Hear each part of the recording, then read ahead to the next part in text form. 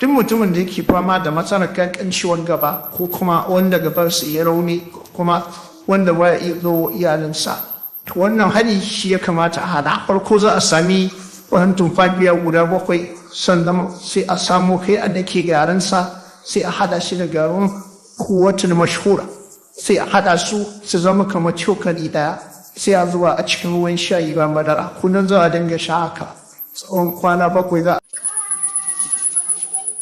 Ana samo fararen goro guda 7. Bayan an samo fararen goro guda 7 sai a dake su tare da furen tumfafiya. Idan an samu furen tumfafiya guda 7 su ma za a hana a dake su, sai a garo su a dinga sha da ruwa. Bi iznillahi za a samu farin jini, sannan za a samu kwarjini, sannan kuma za a samu buɗewar kasuwa. Bi iznillahi sirrin tumfafiya tana